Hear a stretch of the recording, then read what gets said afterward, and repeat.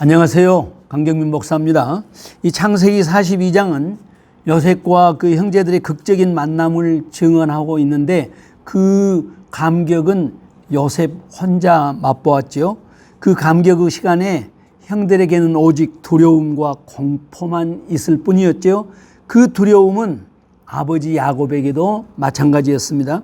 요셉이 형들을 돌려보낼 때 양식을 넉넉하게 주었기 때문에 상당한 여유가 있었습니다마는 그러나 흉년의 문제를 근본적으로 해결할 수는 없었죠.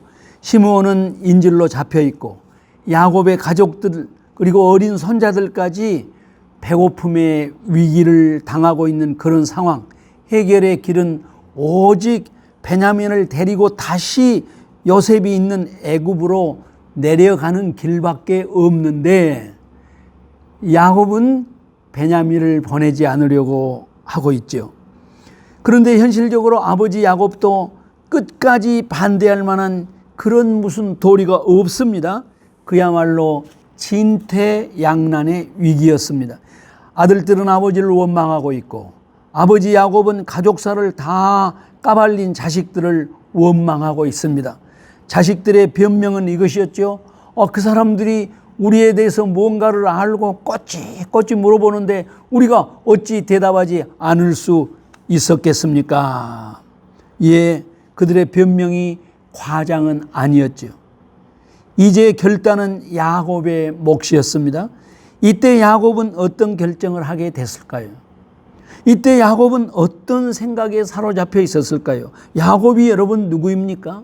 지금까지 우리가 묵상해 왔던 야곱이 어떤 사람인가에 대해서 생각한다면 그가 이 인생의 결정적인 위기에서 어떤 생각을 했을까?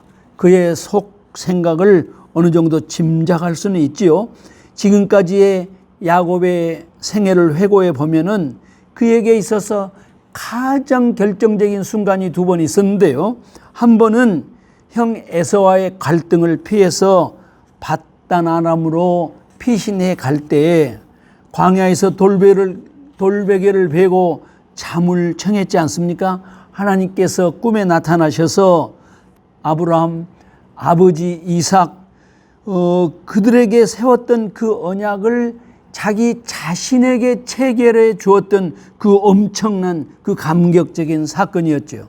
그리고 두 번째 놀라운 사건은 그가 밧단 아람으로 이렇게 이제 돌아와 가지고 세겜에 정착했을 때 느닷없이 디나 사건이 터졌잖아요.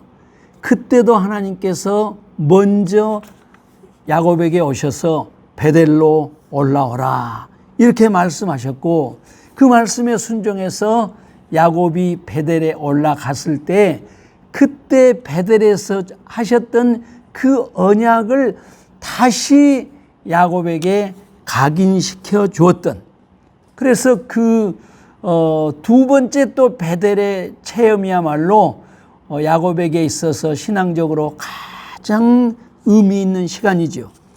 그 베델의 언약은 너무나 유명하지요. 내가 너를 반드시 약속의 땅으로 돌아오게 하겠다. 다시 말하면 땅을 주겠다라는 약속 아니었어요? 그 다음에 두 번째는 내 후손을 저 바다의 모래와 같이 많게 하겠다. 후손을 번성케 하겠다는 약속이죠.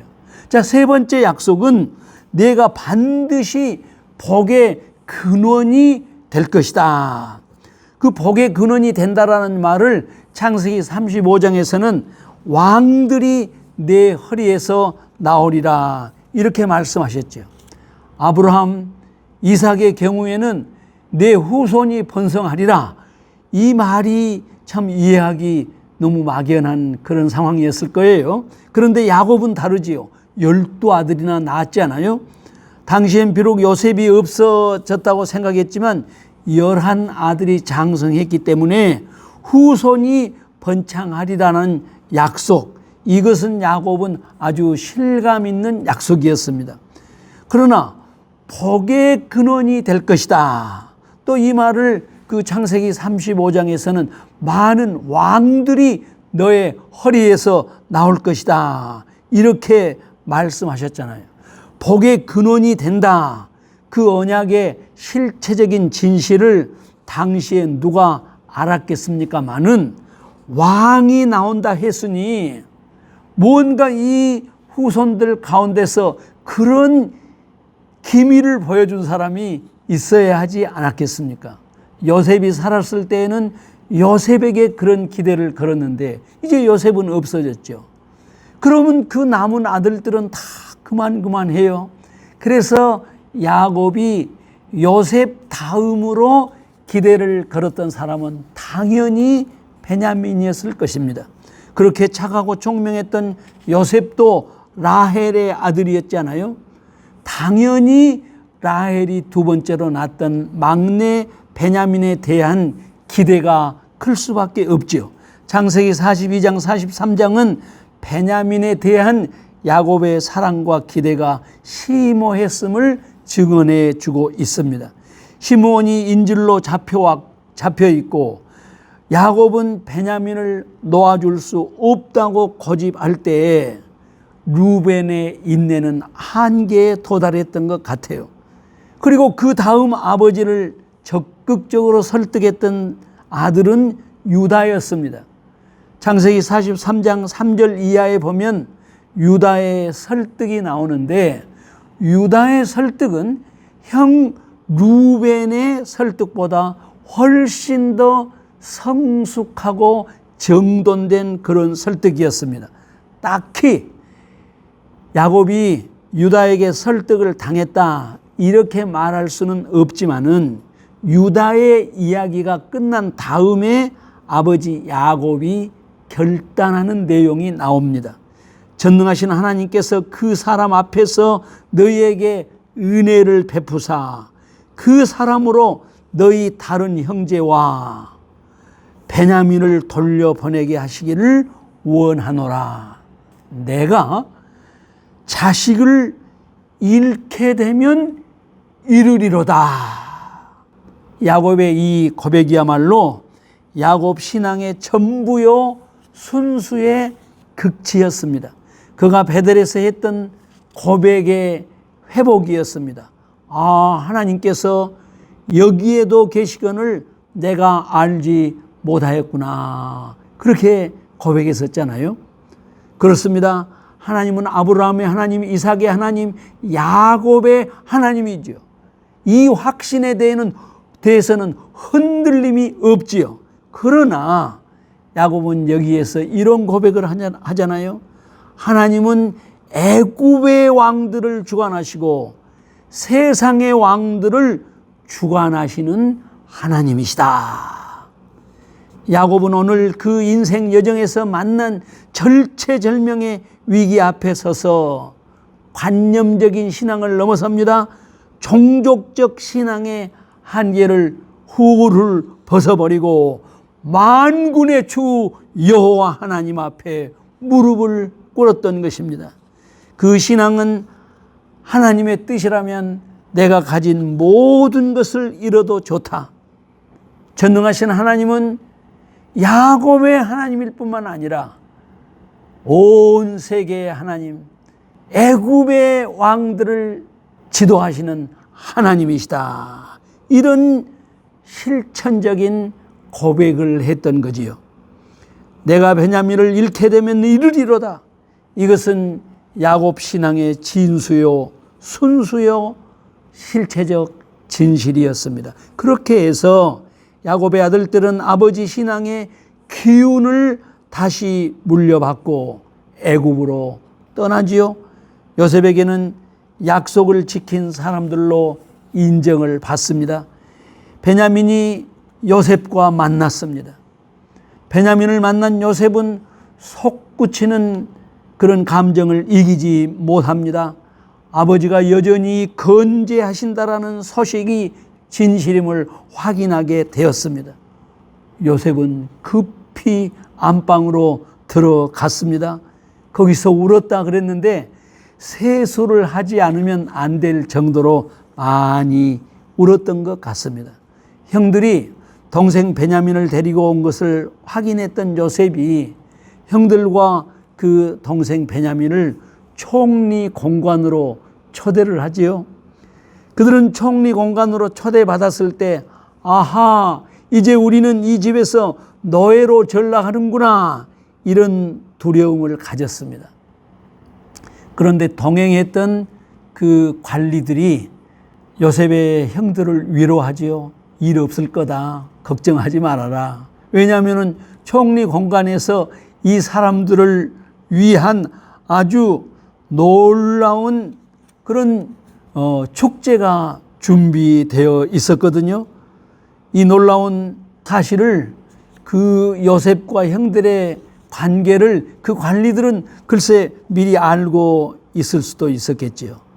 아무튼 관리들은 일 없을 것이라고 요셉의 형들을 위로했습니다. 총리 공간에서는 저들을 위한 엄청난 환대가 준비되고 있었기 때문입니다. 그래서 우리는 여기서 요셉의 인간다움, 사람됨을 다시 확인합니다. 여러분, 요셉이었으니까 쉬었겠다 이렇게 말할 수도 있습니다만은, 여러분 야곱과 에서의 만남을 생각해 보세요. 야곱이 20년 전에 형하고 엉켰던 그 중호를 생각하면서 얼마나 노심초사했습니까? 그런데 요셉은 22년 전 자신을 죽이려고 했던 그 무자비한 형제들을 용서하고 그들을 위해서 마음껏 환대하는 그런 극적인 장면을 보여주고 있지 않습니까? 물론 아직도 자신의 신분을 밝히지 않은 것은 형들의 변화를 기대하면서 확인해야 할 진실이 아직 남아 있었기 때문이죠. 그렇습니다. 지금도 인생은 요셉에게 지혜를 배워야 합니다. 사람들이 인생이 그렇게 만만치 않거든요. 사람은 반드시 시간을 두고 검증을 받아야 합니다. 인격과 진실이 검증되려면 상당한 시간이 필요합니다. 그래서 어떤 사람들은 이렇게 이야기합니다. 사람은 사랑해야 할 대상이지 믿을 대상은 아니다. 예, 제 생각도 그 말이 맞는 것 같습니다. 그런데 말이죠, 우리가 어떻게 신뢰하지 않는데, 인간관계에서 신뢰가 작동하지 않는 데서 진정한 사랑이 가능할 수 있겠습니까? 그래서 저는 이렇게 말씀드리고 싶습니다. 신뢰해라. 그리고 그 바탕 위에서 진정한 사랑의 관계를 가꾸어 가거라. 그러다가 배신을 경험하면 뭐 다 배신당하겠어요? 어쩔 때 배신당한 경우가 있죠. 그렇게 배신당하면 그것은 값진 희생이다. 희생을 치를 만한 가치가 있는 거다. 저는 그렇게 말씀드리고 싶습니다. 요셉은 형들의 진실을 확인할 뿐만 아니라 그 형들의 신앙과 인격의 성숙, 그 진정한 변화를 기대하고 있었습니다. 형들이 어떤 사람인지 알고 있잖아요. 그래서 솟구치는 그 감정을 억제해 가면서 형들을 계속해서 시험했던 것입니다. 형들에 대한 요셉의 시험은 형들의 진정한 성숙과 변화를 갈망하는 요셉의 순전한 신앙이요 지혜였던 것입니다. 그렇습니다. 형들은 요셉이라는 이 위대한 신앙의 거목을 바라보면서 헤아릴 수 없는 신앙적, 인격적 충격과 자극을 받지 않을 수 없었을 것입니다. 이렇게 해서 야곱의 가문은 점점 변화되어 갔던 것이지요. 기도할까요? 하나님 아버지, 요셉이 22년 전 자신을 죽이려 했던 형들을 용서하고 그 형들의 변화와 성숙을 기대하면서 형들을 시험해 갔던 자기 자신의 그 억누를 수 없는 감정을 억제했던 그런 지혜를 통해서 우리가 오늘날 사람들과의 관계 속에서 지혜를 배우게 하시고 인내를 배우게 하여 주시옵소서.